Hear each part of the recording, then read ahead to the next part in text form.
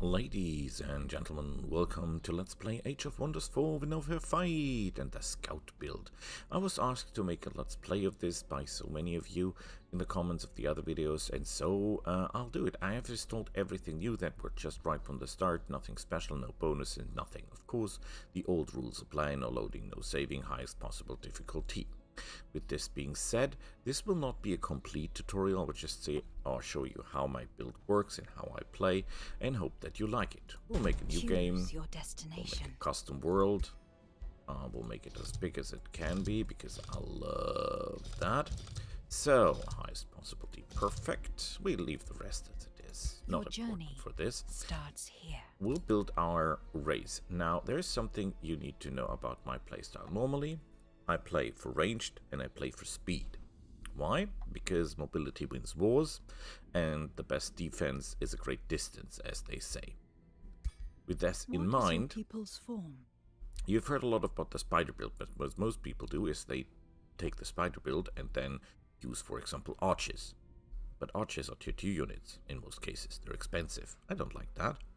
So we'll take the spider mounts not only for the ability that they're artillery units that can immobilize the target, but they can also make you incredibly fast. Now most scouts don't need that because they're fast already. However, there is the caveat. The spiders give you punch as well as speed and will only be using spiders. You will be only using spiders in the end. Trust me, this works. This is because they're tier 1 units and there is a lot of bonuses for tier 1 units. And they're so cheap that you can have 1,000,000 of them. And since you can combine armies by putting them close together when you fight, if your 5 spiders cannot do the job, take another 5 spider army to the left. If that doesn't work, take another 5 spider army to the right. Your spiders will be so mobile and so cheap that you can have enough of them to overwhelm and destroy every enemy without having losses. With that being said, we also take overwhelm tactics because we'll be standing very close to each other, supporting each other. This is the entire idea. There are a lot of effects and a lot of skills and spells that work really well if you stand close together, and that's what we do. With that being said, that's the same reason we take Feudal. Feudal gives our Lord not only the ability to have special feats that only feudal lords can have, the War Master for example, it also gives you the benefit of standing together, and you get an extra skill for your hero that gives his army a bonus, which is also very important. Normally I would go for Barbarian because Barbarians can create a lot of troops very, very fast, but again, it's not only about the mass of troops, it's also about the economy, so the paying of the troops, the keeping the big armies running. Because of course with barbarians and the chaos tree you can build a gigantic army of all sorts of units, but you will have struggled to pay them. With this build, Feudal Scout Spider build, your troops will be so cheap that you can have 100 of them without getting bankrupt. Well, maybe not 100, but a hell of a lot of them. With that being said, normally my first draw would go for Mystics, because Mystics have the ability to get extra resources that only they can have. So if you go for a resource build, you would take the Mystics and you would take the Book of Souls to get also the souls after each battle, and with that you can build units, and then you have the units from the Chaos Tree and you have the units from the undead, and that will play very, very well together. So, that being said, we stay feudal. What defines their society? Now, normally when you make a spy build, you think of going for shadow walkers. But the point is, that's the same reason we're going with feudal, even though the others have scouts as well that ride on spiders. It is no help if your scouts are camouflage but your hero isn't. It's the same place as, for example, you say, oh, I take barbarians because their scouts have movement through woods and movements through hills, I think it is, without penalty. That doesn't do anything because your hero doesn't have it, and if your hero doesn't have it, your armor will not be fast, because this entire build only works if the spiders or if the scouts are with the hero. So yes, there are other people that have better scouts in theory, but they only work if there's same speed as the hero. We'll do something about the speed of the entire army later on, but that's a different story. We'll come to that when we come to that. What defines their society? We'll take the ritual cannibals simply because that we get the mana. We'll be using a lot of mana in the fighting. Not because we're using high spells, but we're using buff spells in every fight. And we get the corpse eating ability because we will get hit and that will keep us alive in the fights. Also, this grows our cities. The Ruthless Raiders are important because you get draft per tier that you kill. That means you get more scouts the more you fight. More scouts you have, the more you can fight. The more scouts you build. So that's kind of a snowball system. So yes, in theory, you would take the Shadow Walkers because you get extra scout units and your scouts get bonuses. This is the only, at the moment, the only society trait that gives you bonuses to your scouts as far as I'm aware. There are, if any, use, but we're not. We're taking Ritual Cannibals and we're getting Raiders for another reason as well, because this is 2 points in Chaos and we need Chaos.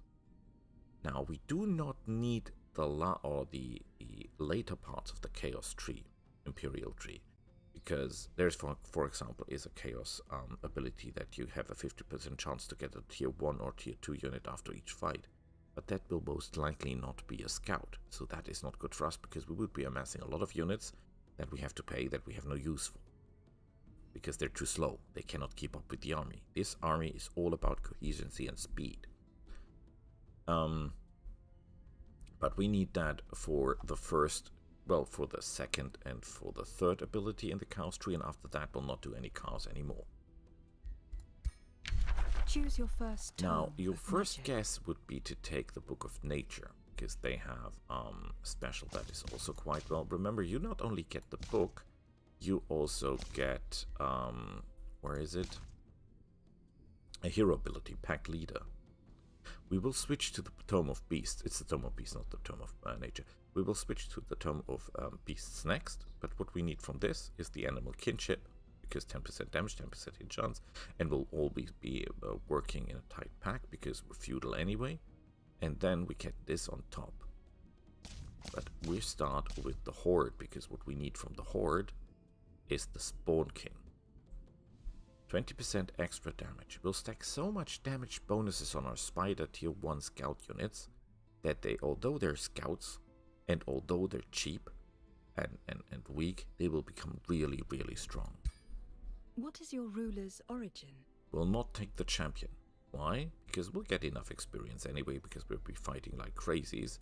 What we really need is the 2x casting ability to buff our scouts, to make them even more deadly. Because remember, scouts in general are not deadly unless you buff them up like crazy. And you know, say, Boris, why don't you buff up, for example, higher tier units? Because you cannot buff higher tier units as well as you can buff tier 1 units. There's a lot of bonuses that only work on tier 1 units. And again, most archers on spiders or knights on spiders and all that are only on spiders if they're level 2 or higher. So the scout is the guy on the spider. We're taking the spider, not the guy, so to speak. Reveal yourself. With that being said about the hero, don't care about optics. The point is, when you take a weapon or starting equipment, you're not only getting a weapon, you're also getting a skill. And remember, we want nothing of the war skill or or fighting skill. We don't want anything from the mage skill. We only want support skills. And the more support skills you have, the more support skills you can choose. There are higher support skills that are very important that you can only get if you have taken enough support skills before that. So Vigor is a support skill, so we could technically just take Sword and Shield and have our spider with it and be happy. That doesn't work with, for example, the Great Axe. If you take the Great Axe, you get a fighting skill, no use for us, or the bow, you get archery, no use to us. I normally go for the spirit stuff because you get restore, and in the beginning it could go a little bit down the hill and then you'll need that skill, and it is a support skill anyway. Magecraft again is not useful for us because that is for spellcasting. So we take the staff. Now you say, Boris, you don't have a mount. They come, will have a mount in a second. Trust me. So we'll select that. We don't care about any of this. Begins. Off we go.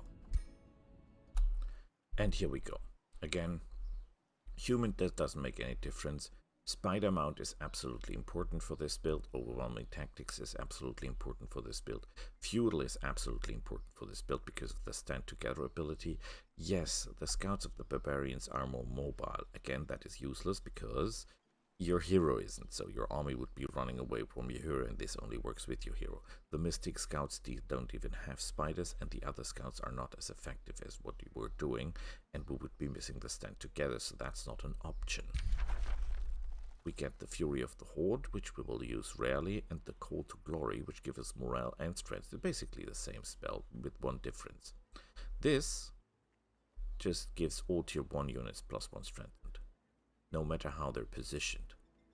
This gives you morale and strengthened as long as they're standing together, which we are, of course, because we have the standing together trait for our hero. So, first things first, we don't have a lot of coin. We cannot build a hero to start with. We can have a quick look at the heroes, what we have. Now, it's not important what they are using as a weapon. We don't care one bit. They were only caring for one thing. Do they have a spider? And guess what? Both have a spider. That's all we need. This is totally useless for us.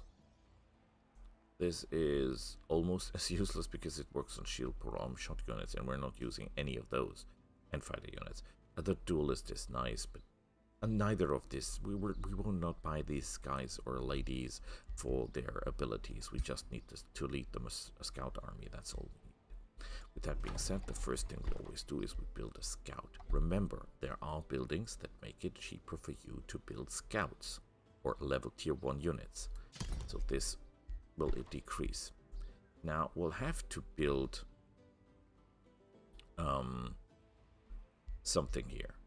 We could go for the storehouse, we could go for the library, we could go for the clergy commons. We'll not do any of those. We'll go for the workshop because we need draft and production. That's how our build works.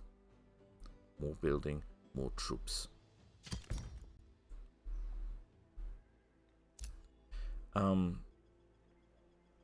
When you look at the provinces, go for production firsthand. We have an enemy here.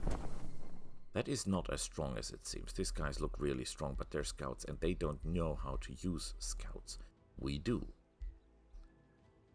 So we have this guy right in front of us. We could technically just use the this guy to catch that. A lesser snow spirit. We take them. We don't need them, but we'll take them because what we have, we have.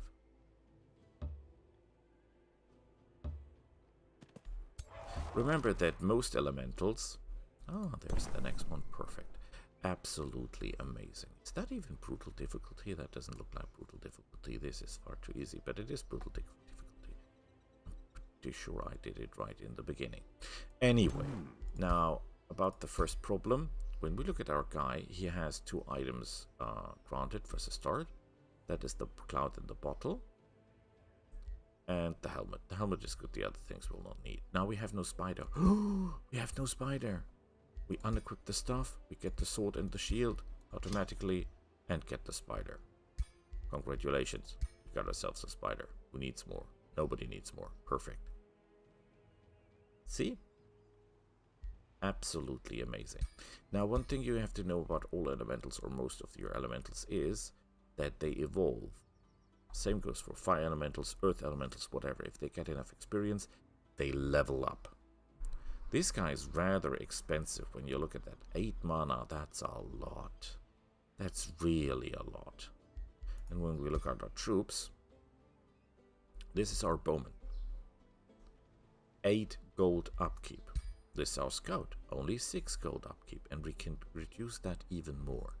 So, when you just look at the upkeep, in the end, we'll be able to pay 2 of these for 1 of these.